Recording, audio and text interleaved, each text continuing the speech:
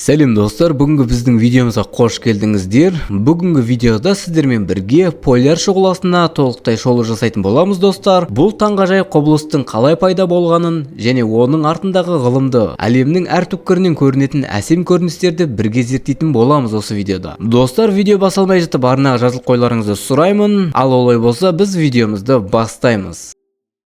Жер аспандағы табиғи жарық көрінісі болып табылатын бұл негізгі атау аурора, солтүстік шұғыласы немесе оңтүстік шұғыласы деп те аталады. Жер аспандағы табиғи жарық көрінісі болып табылады. Ол негізінен жоғары ендіктерде Арктика мен Антарктида маңында байқалады. Ауроралар аспанда тұтастай жабатын перде, сәуле, шиыршық немесе жарқыл тәрізді түрлі пішіндердегі жарықтардың қарқынды қозғалыстың үлгілерін көрсетеді. Ауроралар күн желінің короналды тесіктері мен короналды масса тасталуларынан туындайтын жылдамдығы артқан ағындарының желдерінің магнитосферасының бұзылуларға себеп болуына пайда болады. Бұл бұзылулар магнитосферадағы плазмадағы зарядталған бөлшектердің қозғалысы траекториясының өзгертеді. Бұл бөлшектер негізінен электрондар мен протондар жердің жоғары атмосферасында термосфера, экзосфера енеді. Атмосферадағы молекулалар мен атомдардың ионизациясы мен қозу нәтижесінде түрлі түс пен күрделілік дәрежесіндегі жарықтар пайда болады. Ауроралардың пайда болу пішіні, яғни олардың плюстік аймақтардағы белдеулерде шоғырлануы бұл бөлшектерге берілген үдеу мөлшерінде байланысты болады. Этимологиясы: аурора бореалис солтүстік шұғыласы деп те атауы сөз латын тілінен шыққан және таң құдайы аурораның есімінен аталған. Ол шығыстан батысқа қарай жүріп күннің келуін жариялаған. Аурора сөз ағылшын тілінде алғашқы рет 19 ғасырда қолданған. Borealis және Australis сөздері грек-рим мифологиясында солтүстік жел құдайы Boreas пен оңтүстік жел құдайы Аустер немесе Australis есімдерінен шыққан. Аурораларды таралу аймағы ауроралар ең жиі ауроралық белдеу деп те аталатын аймақта байқалады. Бұл шамамен 67 градус солтүстік және оңтүстік ендіктерге бағытталған. Ені 6 градус шамасында 660 км болатын жолақ. Қазіргі таңда шұғыла байқалатын аймақ ауроралық сопақша овал деп аталады. Бұл сопақша пішін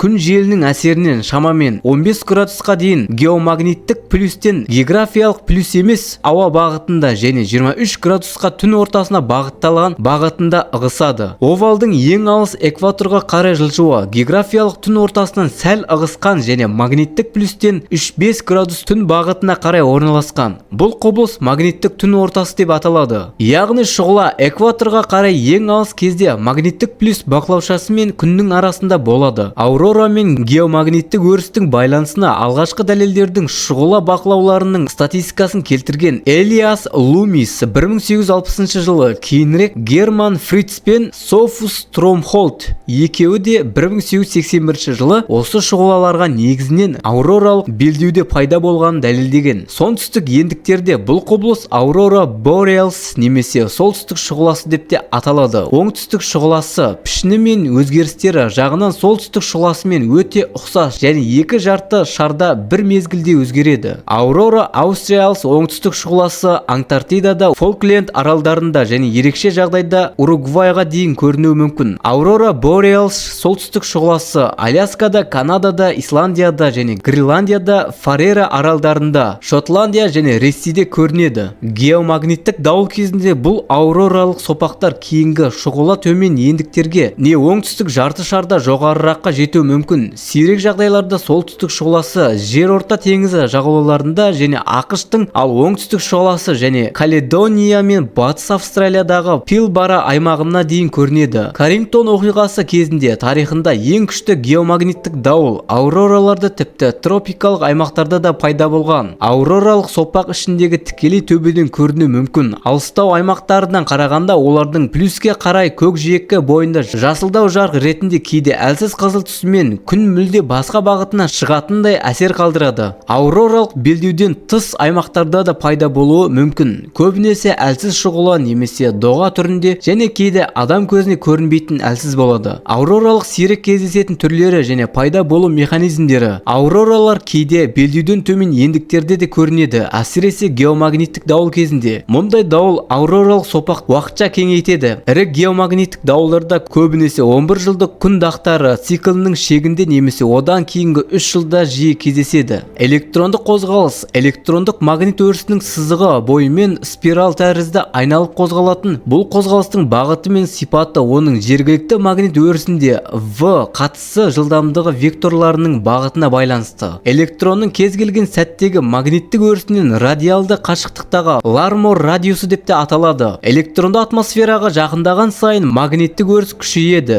Сонымен бірге бағыт бұрышы да артады. Егер бұл бұрыш 90 градусқа жетсе, бөлшек атмосфераға енбей, шағылып кері қайтады. Бұл процесс айна эффектісі деп аталады. Ал шағылмайтын бөлшектер атмосфераға еніп, оның молекулаларымен соқтығысып, шұғыланың көрінуіне себеп болады. Бұл құбылысты әртүрлі биіктікте орын алады. Ғарыштан байқалған басқа шұғыла түрлері де бар. Плюстік доғалар, полярлық аймақты күнге қарай кесіп өткен шұғыла жолақтары. Бұл шұғылалар өте сирек кездеседі және әлі толық зерттелмеген. Сонымен қатар басқа да қызықты шұғыла түрлері де бар. Бұлардан бөлек плюстік аймақтарда орналасқан екі плюстік тесіктің маңында әлсіз терең қызыл түсті жарық байқалады. Бұл аймақтар жер арқылы жабылатын және жер артындағы магниттік құйрыққа қарай кететін өріс сызықтарының арасындағы өтпелі аумақтар. Міне достар, бүгінгі видеомызда сіздермен бірге ауроралар және поляр шұғыласымен танысып өттік деген ойдамын. Егер сізге видео ұнаса, лайк басып арнаға жазылуды ұмытпаңыз. Пікірде сіз бұл құбылысты қайда көргіңіз келетін жазыңыз. Табиғат таңғажайыптарын бірге зерттеу жалғастырайық. Келесі видеода кездескенше.